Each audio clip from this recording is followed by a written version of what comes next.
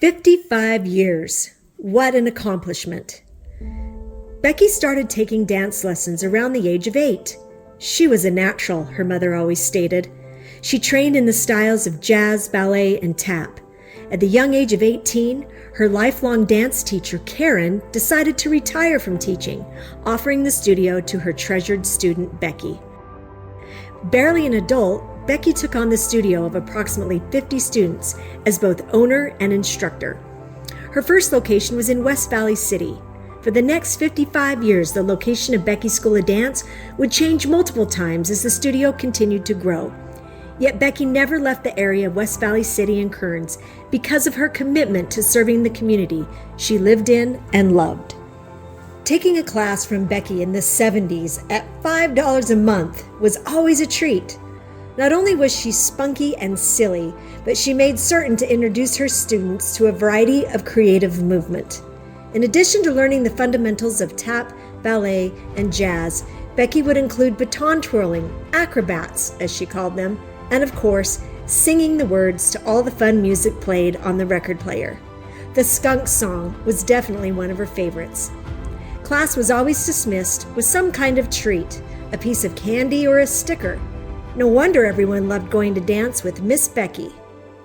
In the early years, Becky made sure that her students were exposed to performance opportunities that served the community. Becky's dancers performed at schools, nursing homes, children's hospitals, the Eugene Jeleznik Show, cruise ships, parades, Disneyland, Knott's Berry Farm, and many community events. When her oldest daughter, Michelle, was old enough to teach, Becky started a competitive team called the Macho Minis that was modeled after the Salt Lake City Stars program. After a few years, the name changed to Taz, cleverly named for tap and jazz, and they became a force in dance competitions throughout the state. The team eventually grew to about 150 members and traveled all over the western states, performing and competing.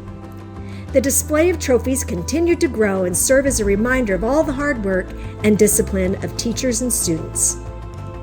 In the mid-90s, Becky's studio left the West Valley location and joined forces with Oker Park Fitness Center. Becky's youngest daughter, Jamie, joined Becky in leadership. The Kearns community gained an affordable studio that offered training in tap, ballet, jazz, lyrical, contemporary, hip-hop, cheerleading, and tumbling. By this point, Becky's dancers often consisted of the children of the dancers who once danced at Becky's themselves. Becky's School of Dance was an investment for the entire Norman Anderson family. From teachers, dancers, office managers, music editors, videographers, costume makers, scenery and prop assistants, the family has been an integral part of the studio's success. The volume of students that have been a part of Becky's dance family for over 55 years is astounding.